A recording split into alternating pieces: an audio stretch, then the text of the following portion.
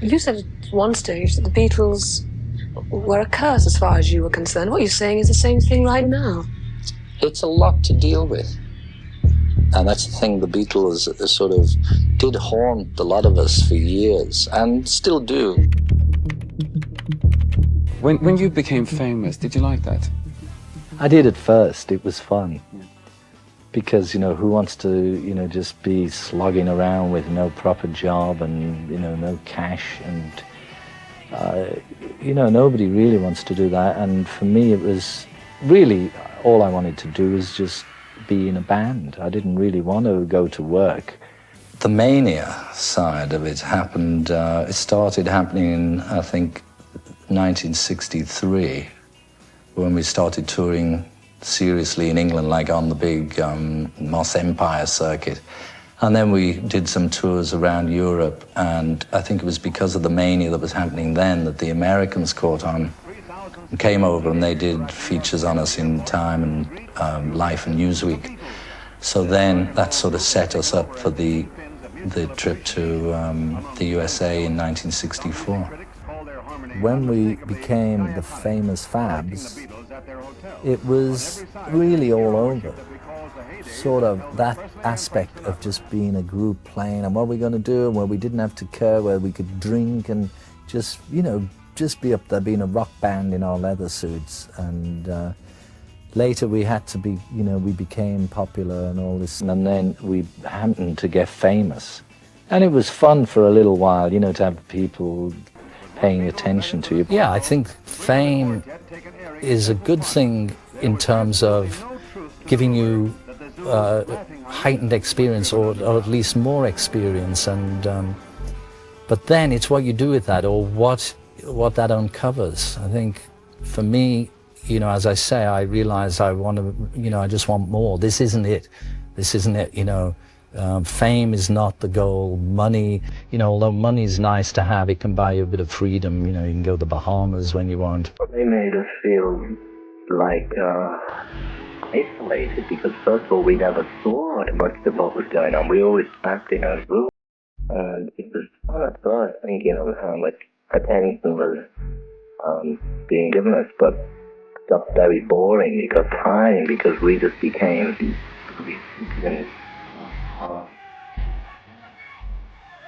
you described those years as four sane people in the midst of madness. Were you? That's true. Were you ever frightened by it? Was it ever frightening, or? It was terrifying at times. I mean, we were all pretty naive. Unfortunately, it was at a time before, you know, before all the hijackings and that sort of terrorism and stuff that's gone on now. But we used to be, the four of us, just with two roadies, you know, two road managers, one with the equipment, one with the suits. And that was it. I mean, nowadays people go on the road with security, truckloads of equipment and all this sort of stuff. But was there ever a point where you felt that the success was just silent because it just became too difficult? And one of the things was that the whole Beatlemania in the 60s, I think, even though at first we all got off on it, I think the world, or the pop or music world, got off on it. It got to the point where the Beatles, you know, the Beatles became like an excuse for everybody to freak out. In that respect, the Beatles were fortunate that there was four people, because I think for somebody like Elton, you know, who's on his own, it's more difficult. You go crazy. With the four of us, we either went crazy together, you know, which made it easier, or we stopped ourselves going crazy because we had each other's company. But at the height of it all was the thing where I got involved with India anyway, and for me it was the meditation. Meditation was the key to releasing all the anxieties and frustrations. And why do you think that it drove you to search for something deeper, as opposed to someone like Elvis, who had a hard time handling it? Actually, Elvis, I think, looked for something deeper too. Because I know that he was, you know, at different times he was involved with different organizations. And I mean, it was sad about Elvis. I think compared to the Beatles, Elvis, I always saw it, the problem for him was that he was the only one who had that experience. Whereas, like, For we you. were hippies, so it takes more people to have that, share the experience. I mean, the four of us all experienced the thing, and in a way we gained strength and supported each other in the turmoil. But hurricanes, we're flying into hurricanes in the aeroplane, and, it was just like, I couldn't do it now. If that was happening to me now, I'd just die of a heart attack. But in those days, we were young and we could stand up to the strain, but it got so much that it was no joke. It became such a nightmare. It became like a prison. And on top of that, the thing that really made it the worst was when we finally got to the place we were going, and the reason we were doing it was to play the music, and you couldn't even hear the music. We couldn't even hear it ourselves because of all these people yelling. That side of it, of playing like as a musician, lost the edge there because we just play the same tunes that we play. It's nice to be loved, but it's not so nice to be chased around and on the front page of the paper every day of your life with, people climbing over the wall all day long. Well, what would you choose if you could have any say in it? I absolutely wouldn't be famous. Would you not? I think I've fulfilled that desire. See, there's another thing, we all have desires. And to liberate yourself too, you have to fulfill the desire or get rid of the desire. Somewhere down the line, I presume, I had the desire to be famous, but never again. And I think that I really overdosed on the fame of the Beatles, I mean, that was enough for me, actually. Yeah. If it was a good experience to have, but at the same time, it's not the be-all and end-all of life to be somebody famous. And, I prefer some quiet, simple things. My style's different. I enjoy, going home and being with the family, and just... we went through such madness in the 60s with the Beatles that I overdosed on all that, So although the Beatles, maybe was a mirror for a lot of people, you can't go on living in the past, but, we're all thankful for the happiness they brought. Everybody must have their own space, and a little bit of peace, and you've all got to have somewhere where you can go and breathe out and not be faced, with all the clutter in life. And so, for me, it's like that. I have a house with a garden around it, and I appreciate it if people don't bother me when I'm in there, because, there's enough to deal with. Because you have appeared publicly so little, people have talked about you as being a recluse these days. Is that fair? It's silly. The only... excuse me.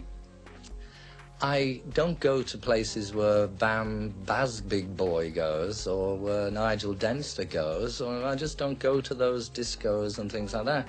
They make out as if I never leave the house.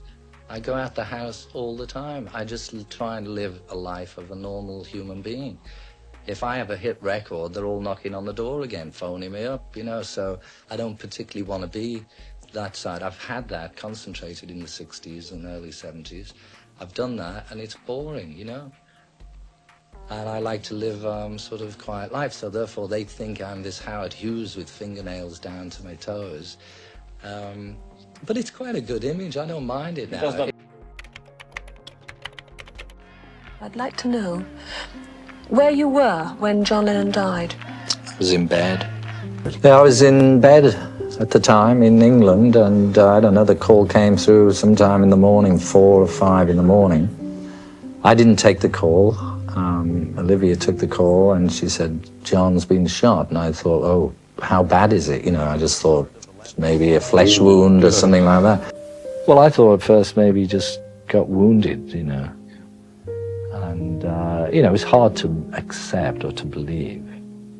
But they said, no, that's it, he's dead. So I didn't know. I just went back to sleep, actually. I just, maybe it's just a way of getting away from it. I just went to sleep and then waited to see, what it said the next morning. And he was still dead the next morning, unfortunately. Oh. It's no different really to anybody having news about anybody they know. The shock. I'm sure a lot of people were just as shocked as I was about John Lennon. or about, I mean, your prime minister for that matter. You know, it's all nasty business when people get shot. It's like losing your parents or anybody you know and love. You know, all things must pass. But when it's taken in a violent way like that by somebody else, you know, it makes it very strange. It was, I mean, obviously such a shock because assassination is something which, you know, up until that time hadn't really got down to that level. I mean, it was always presidents and leaders like that. But, you know, I feel not so bad about it in as much as, you know, I had this, you know, unlike Ringo, when I went to Rishikesh in India, I went into meditation and had some good experiences. And I believe what it says in the scriptures and in the Bhagavad Gita, it says there was never a time when you didn't exist, and there'll never be a time when you cease to exist. The only thing that changes is our bodily condition.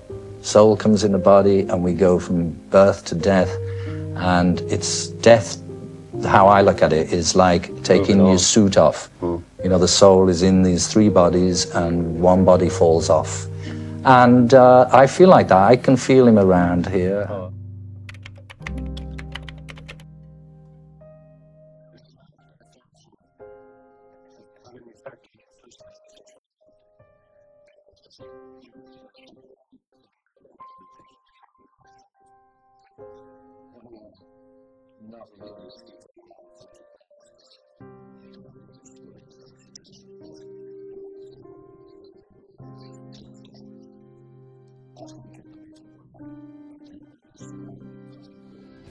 With political leaders and stuff, just extremist.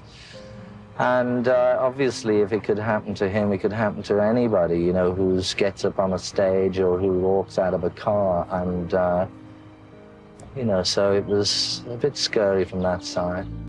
For a while afterwards, George was extremely concerned about his own safety. Because, I mean, there are plenty of cranks out there who think, you know, a carbon copy shooting, maybe even get 2 or 3 of them now, you know. All those nasty things which you sort of laughed at before Lennon's death suddenly must have become rather more serious. And I think it was a bit more difficult to get in to see George for a while after that. What did that do to your head? I mean, did it mean that you closed the doors even more? Not really. I was already trying to live try and hold on to some sort of privacy. I think everybody needs to have a bit of space, you know. I mean, if you were just being mobbed and on TV and all your life, you know, you just turn into a loony. And long before he got shot, I was already just, you know, digging in the garden, planting trees and just trying to not go on television, just have a bit of peace. But what it did was, I think it affected me just probably like anybody who loved him and who, you know, grew up with him or with his music. And, you know, it was a very sad thing, and it didn't really make me feel, I mean, it made me wonder about ever getting in situations where there's, you know, fans. Although at the same time, you can't blame fans for that. You know, there's one loony in every crowd, I suppose. Everybody likes to say, okay, one of your best friends got assassinated, so surely you must be nervous about being assassinated too. You know, I like to take care, but I don't walk around fearing for my life, and I don't think, you know, anybody could be bothered killing me. You know, what's the point of killing me? You can't go around worrying. I mean, I think of it like, say, a plane crash. A friend of mine was terrified of flying, and in the end he decided to go to a psychiatrist. And instead of the psychiatrist saying to him the sort of thing you would expect, he said to him, it doesn't matter if you crash, you're not important. Which is true, really. It's like it's an ego thing of, I am going to crash. Me, I'm so important that I'm going to crash. But really, you know, that's another way of looking at it. You're not that important, don't worry, you know, it's... And the same thing goes for that, you know, for Assassination. I would like to think, you know, I'm not that important. Do you remember the last time you saw him? Yeah, I was in New York at his house. Yeah, he was nice. He was, you know, just sort of running around the house making dinner, and he was actually playing a lot of Indian music, which surprised me because he always used to, like, you know, be a bit like me, you know, like that when I was always playing it. In an interview before his death, John Lennon said he was really hurt by you, that you'd never mentioned in your autobiography any of the influence that he had on you. He was annoyed because I didn't say that he had written one line of the song Taxman. But... Did you tell him that? Well, I didn't, because he was already dead after that. But the point to that was that I also didn't say how I wrote 2 lines to Come Together or 3 lines to Eleanor Rigby. You know, I wasn't getting into any of that. I think in the balance, I would have had more things to be niggled with him about than he would have with me. But afterwards you say that it hasn't really changed your life. Or well, it hasn't, because, you know, if we'd have still been in a working relationship, it would have changed it more. The thing is, I hadn't seen him for so long. I mean, for all I know, he could still be there now, you know, because I didn't see him for 2 years anyway. And occasionally maybe he'd send a postcard. And it's knowing that he's on the other end of a telephone if you do on a call.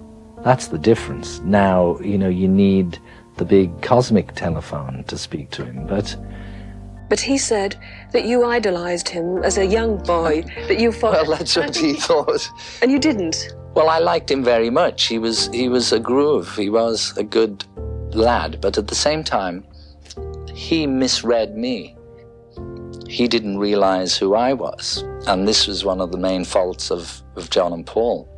They were so busy being John and Paul, they failed to realize who else was around at the time. You know, we had a lot of experiences. I know John was, you know, he knew who he was, that he was a soul that happened to be in this body for this period of time. And, you know, I don't think, it's just the method by which you die, you know. I mean, it's a sad thing, the way he died. And, you know, it's okay that, you know, it's okay really, you know, for anybody, everybody loses people. And, you know, just like to say that actually it's only the physical thing that disappears. The soul keeps on going. I think it's nicer if you can consciously leave your body at death as opposed to just some lunatic shooting you on the street or having a plane crash, something like that. I think it's unfortunate the way he went out, but it doesn't really matter. He's okay, and life flows on within you and without you. You know, I believe in, I just believe in, you know, that life goes on, you know. And so to me, I can't get sad. I'm sad by, you know, I can't go and have play guitars with John. But then I did that anyway. I did that for, you know, a long time. He was very good. He was very good, and he was, in some ways, he was a slight genius.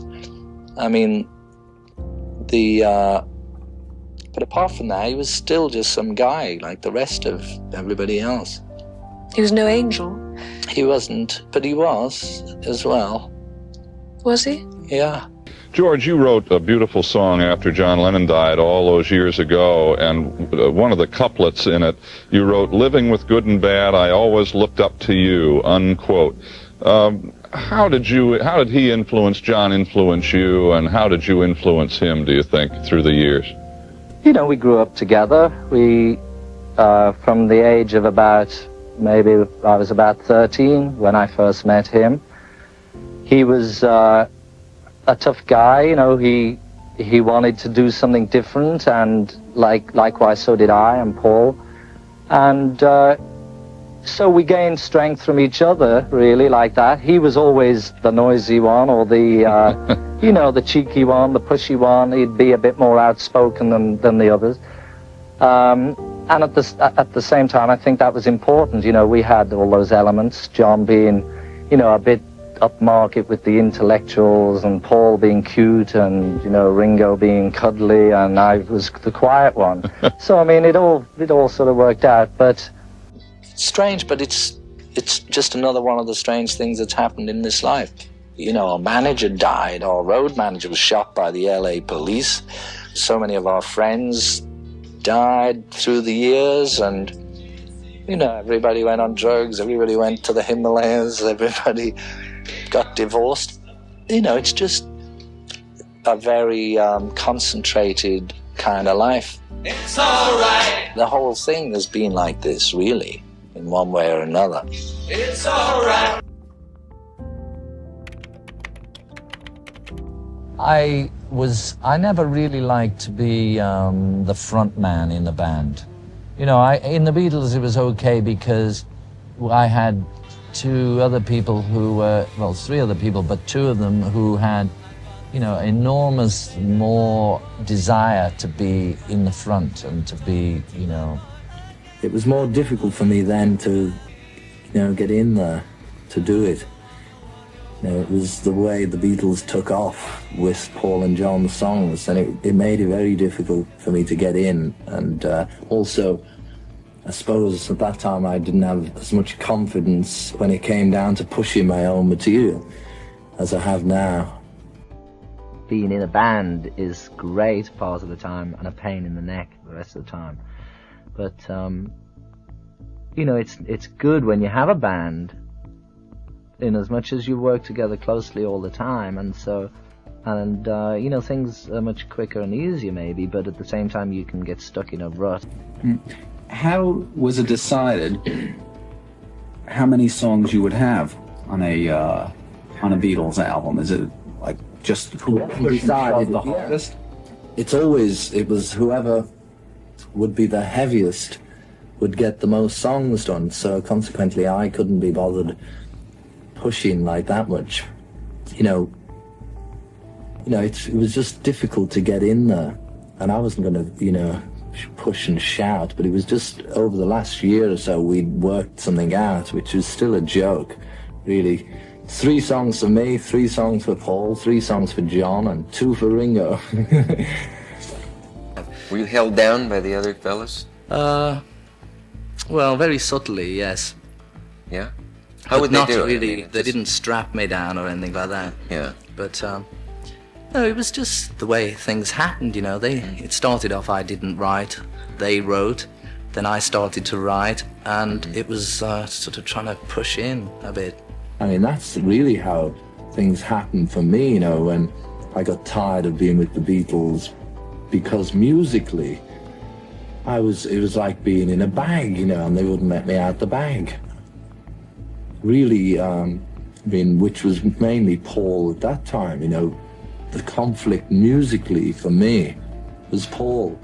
What was the conflict with Paul? I don't understand. Well, it's just the thing, like, he'd written all these songs for years and stuff, and Paul and I went to school together,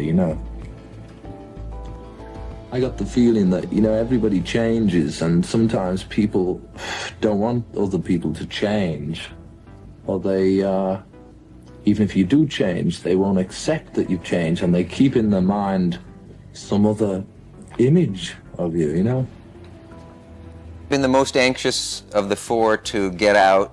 I get that impression from reading about it. Maybe, yeah. Yeah. I wonder it was why. Well, because over the years, I had such a lot of songs mounting up that I really wanted to do, but I only got my quota of 1 or 2 tunes per album. Mm-hmm. And that way I would have had to have recorded about 100 Beatle albums just to get out the tunes I had in 1965. Because there was a point in my life where I realized anybody can be Lennon McCartney, because being part of Lennon McCartney, really, I could see that, I could appreciate them, how good they actually are, and at the same time I could see there's nobody special. There's not many special people, around. And if Lennon and McCartney are special, then Harrison and Starkey are special too. That's really what I'm saying, is that I can be Lennon and McCartney too, but I'd rather be Harrison, It's boring just going on and on and on, pretending that we're all happy. It's just funny,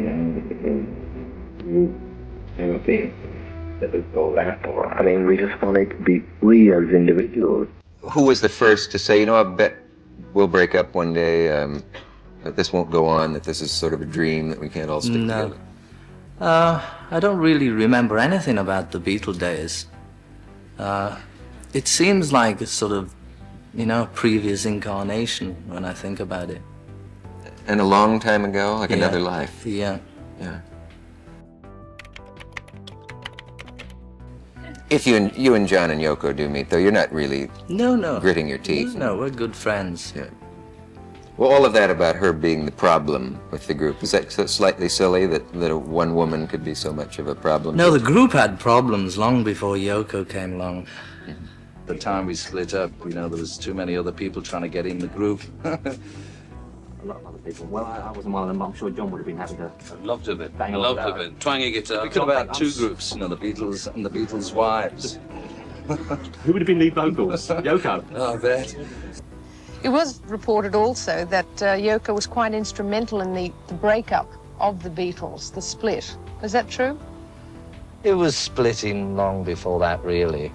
You know, I mean, it just the pressure when we stopped touring we only toured 2 years, really, like I think 65 and 66 around the world.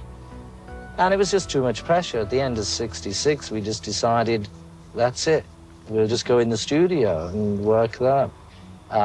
We were doomed from the beginning because we were like monkeys in a zoo. And everybody needs space in order to grow. And I think that the public and the press split the Beatles probably more than Yoko or Linda McCartney. I don't know, I somewhat detected some kind of animosity between Yoko and Linda.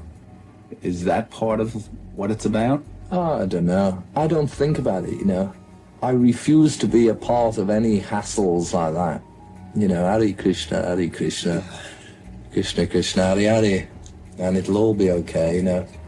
Just give them time, because they do really love each other, you know. I mean, we all do. We've been so close and through so much together that it really, to talk about it like this, you know, we never get any nearer to it. But the main thing is there's, like in anybody's life, they have slight problems. And it's just that our problems are always blown up and, you know, shown to everybody. I just believe their own ego up. I think we'll be the one to knock at everybody's such wonderful things. Yeah, that type of thing happened with Beatles, and particularly when we went to Apple and all that situation, and then everybody came down on us, and all kinds of things happened, you know. We all got busted and stuff, and we went through bad press, and then you get good press. And Can't understand that, you know, because Beatles was such a big deal.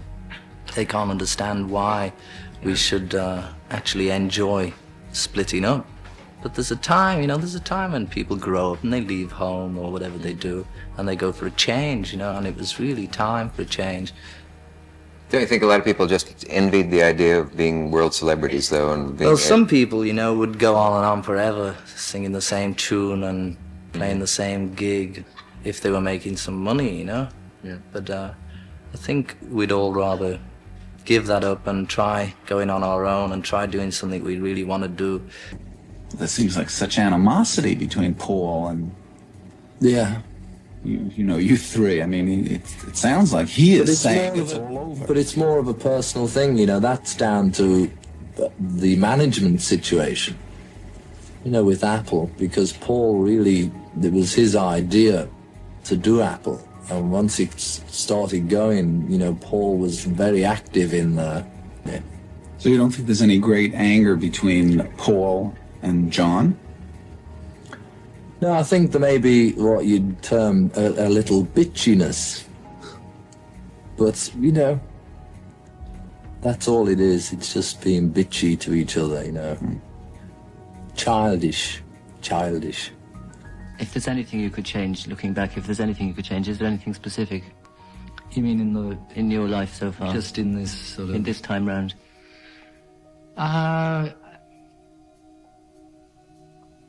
Well, I don't know. I suppose I should have... Maybe the only thing that changed is the record royalties we got from EMI. Okay. You think the Beatles will get together again then?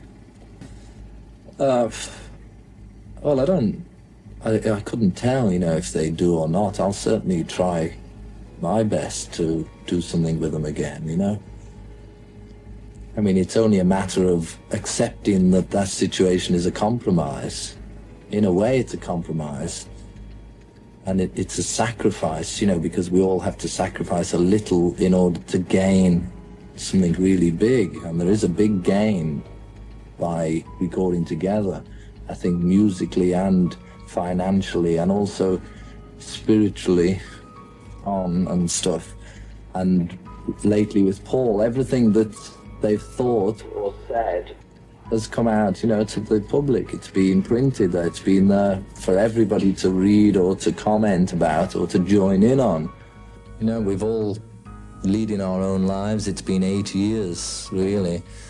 And I don't think an ad in the paper is going to do the trick. We have to want it personally ourselves.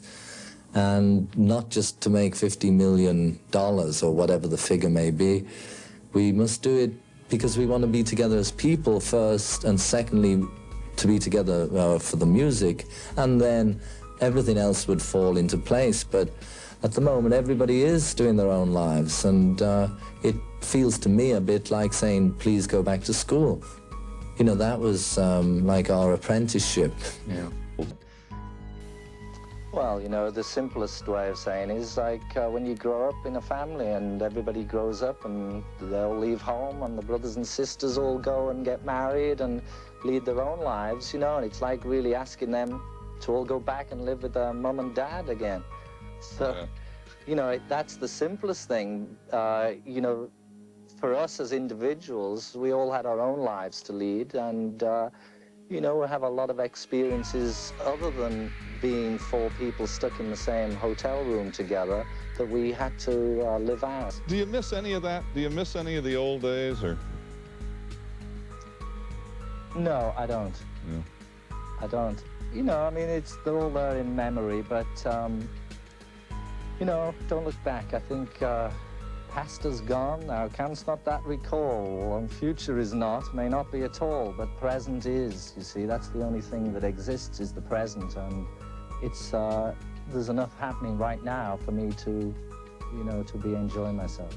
The Beatles is a thing of the past, and that's all. It's like, it's pointless us talking about the Second World War, although they tend to talk about it forever, like they miss it. I think it's better to be here now and live in the present, and that's the only reluctance I have about the Beatles, but generally, it was a happy time, and we had fun, but it's over,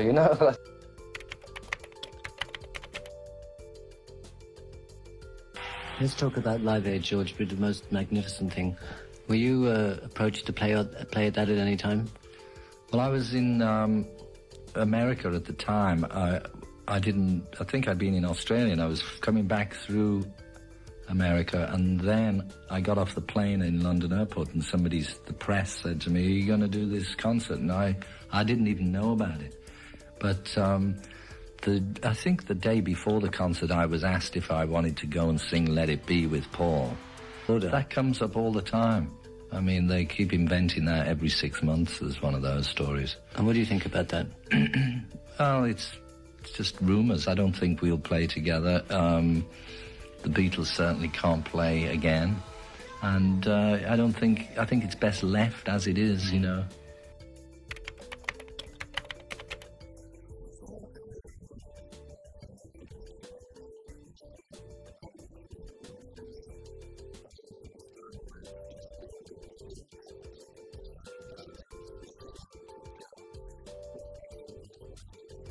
Of course, you know that the rumors were there that, Paul was going to be there, and then the three of you were going to be there, and, do you know how that rumor started or why he even wasn't there? Was it discussed at all? I don't know. Those things just get started all the time. Like, for instance, who was it? Just somebody here yesterday told me that they had a call from People magazine saying they hear I'm in the Betty Ford Clinic.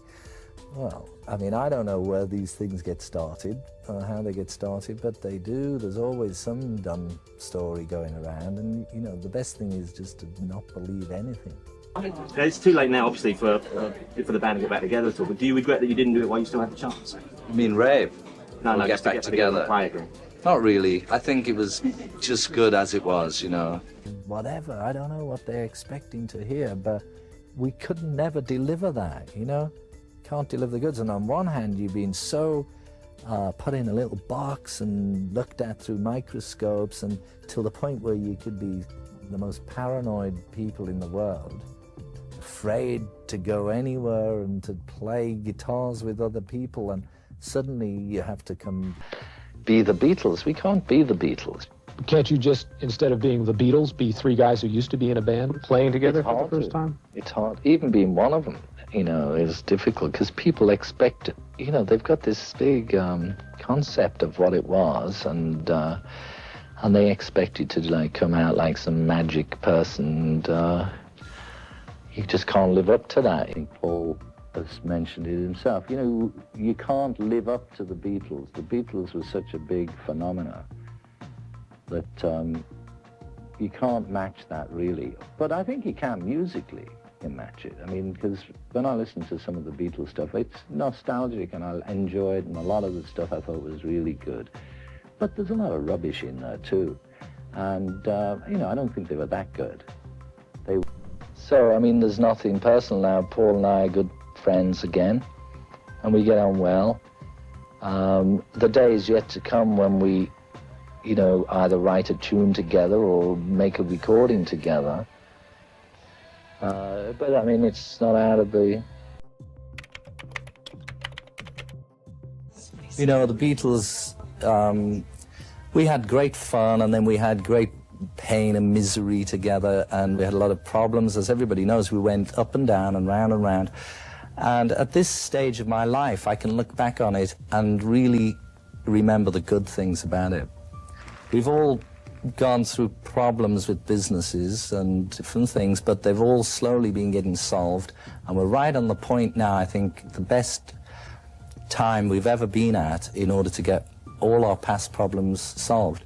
Plus the fact that we've spent a lot of time with meetings with Paul, having dinner and just being friends, because having not spent a lot of time with him, you have to get to re-know each other again. And we were just in the process of doing that and enjoying each other's company, and with Ringo, having dinner, just having a laugh, and for some strange reason he decided to superimpose some old business thing that was getting solved anyway onto the Hall of Fame. And it was a shame he didn't come, really. It's unfortunate Paul's not here because he was the one who had the speech in his pocket.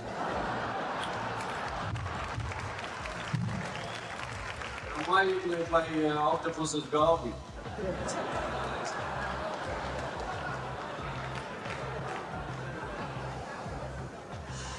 Anyway, we all know why John can't be here, and I'm sure he would be, and it's hard really to stand here supposedly representing the Beatles.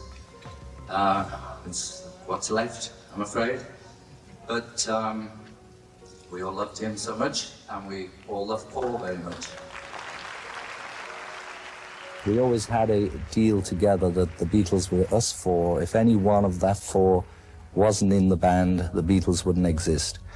And it can't really exist just with the three of us, but at the same time, we could all be on a stage together, I suppose, like we could have done at the Hall of Fame if Paul had been there.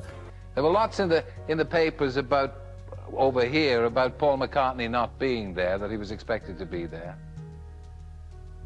That's right. Well, so I hear, yeah. Paul wasn't there, but nevertheless, we did have a nice evening. Yeah. Now, the Beatles have been, as it were, Lennon and McCartney, and then George and Ringo bringing up the rear a bit, haven't they? Oh, they were that way. Yeah, sort of. Yeah, we were the economy class Beatles. Now, when some people thought so anyway. Yeah. No, Paul. When we had Paul on this show, did you see him? He was on this show, and he invited at the time He invited you to get together, stuck his thumb in the air and said, "Okay, George, is there any chance you and he will get together, make a record?" Possibly. I mean, at this time, I think Paul and I are the closest friends we've been for the last 12 years or so, and right up until Christmas, we were getting on quite well, and we were meeting a lot, having dinner, and of course, it takes a little time to get to know each other again because we spend so much time apart, but I think everything's going very well. I mean, in spite of him not coming to the Hall of Fame, I can understand his reasons. I think it was a bit silly, but nevertheless, I'm not going to let it interfere with my relationship with him. Are you saddened that Paul McCartney wasn't able to appear? For him, it's a pity he missed it because he would have had a good time. You know, and it was nice to see people saying, well, after all that we've done, you know, that's all it was, really. Get the lads here, give them a pat on the back and give them the medal. And it's a shame he missed it because he contributed so much to it, but it didn't spoil our night. We still had fun without him. Have you been able to have any reconciliation with Paul since that particular event? Oh, he's okay, yeah. He's okay. He just was trying to use that situation for some personal motive that he had, and it just didn't work. But, you know, we're long past all the squabbles now. He said that he wanted to tackle some of the other old songs, including possibly some of John Lennon's songs, like Beautiful Boy and Imagine. Does that surprise you that he would do that? Paul? Yeah. Maybe because he ran out of good ones of his own. Well, now we've got that on record. Well, it's true. Paul had asked, you know, had suggested maybe the chance of me and he writing together something. And, I mean, it's pretty funny, really, because, I mean, I've only been there about 30 years in Paul's life, and it's like now he wants to write with me, but I think it's maybe quite interesting. Yeah, for about 10 years I didn't really... 10 minutes. I didn't really know Paul, and never really saw much of him through the last 10 or 12 years. But more recently we've been hanging out and getting to know each other, going for dinner and meeting and having a laugh. But actually I love Paul, he's my mate, and it doesn't matter what they say in the papers, it's not going to, you know, they're not going to get much mileage out of that one. Someday maybe we'll write a tune and play together, but it won't be the Beatles. And if people expect us to be the Beatles, they're going to be disappointed. But you may see three old guys called John, Paul and Ringo who someday may sing a song together.